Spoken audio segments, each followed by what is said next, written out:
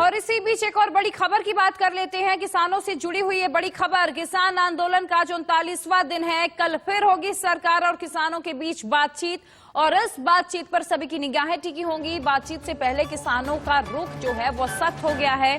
किसानों ने ये साफ कर दिया है कि तीनों कृषि कानून रद्द अगर नहीं होता है तो हम पीछे नहीं हटने वाले, हम यूं ही अड़े रहेंगे। और देखिए, कड़ाके की ठंड और बारिश के बीच भी 39 दिन हो चुके हैं जब किसानों का आंदोलन लगातार जारी है। तस्वीरें देखिए किस तरीके से बारिश से बचने की व्यवस्था की गई है।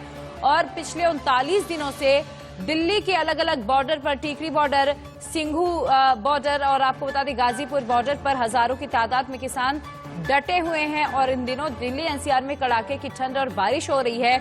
ऐसे में उनकी समस्याएं जरूर बढ़ गई हैं। और अब कल सरकार और किसानों के बीच 8वें दौर की मीटिंग है।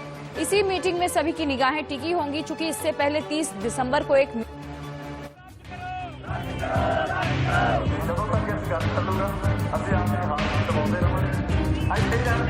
किसानों के आंदोलन का आज 38वां दिन है। दिल्ली बॉर्डर के तमाम हिस्सों में जिस तरह से आंदोलन चल रहा है, कुछ उसी तरह की तस्वीर दिल्ली हरियाणा के टीकरी बॉर्डर पर भी देखने को मिल रही है। यहाँ भी लगातार किसान आंदोलन कर रहे हैं, लगातार यहाँ पर डटे हुए हैं। इस सब के साथ पुलिस प्रशासन ने भी सुरक्षा के कड़े इंतजाम किए गए हैं, बैरिकेडिंग की गई है। इसके अलावा बड़े बड़े भारी पत्थर रखे गए हैं ताकि किसान यहाँ से दिल्ली के अंदर दाखिल ना हो पाए।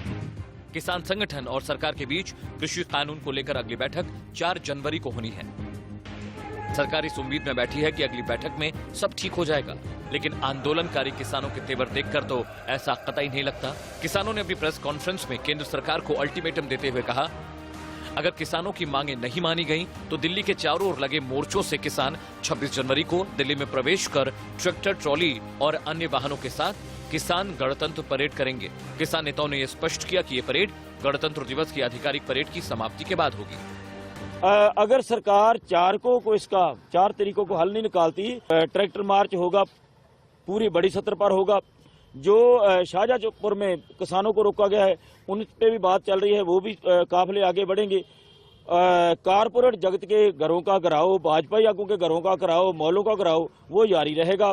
बड़ी सतर पर पूरे देश में झंडा मार्च किया जाएगा, पूरे देश को जागृत किया जाएगा। किसानों के प्रतिनिधियों ने कहा, हमने सरकार को पहले ही दिन बता दिया था कि हम तीनों किसान विरोधी कानून रद्द कराए बिना यहाँ से नहीं हटने वाले हैं। मुझे लगता है नए साल में शुभ होगा, देश के लिए भी शुभ होगा, सभी के लिए शुभ होगा। और जो किसानों में भी भ्रम और का माहौल है, वो भी कंफ्यूजन का माहौल है, वो भी खत्म होगा।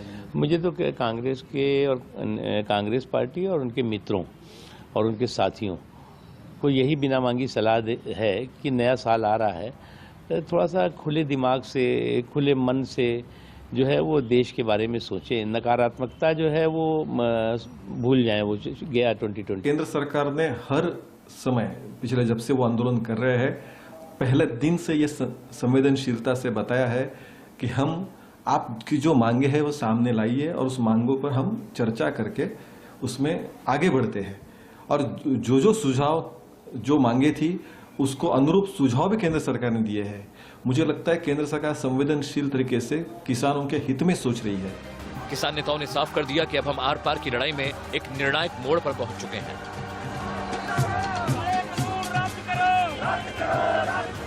अगर सरकार ना मानी तो संघर्ष और आगे बढ़ेगा और पूरा देश एक साथ खड़कर इस संघर्ष को आगे लेके जाएंगे।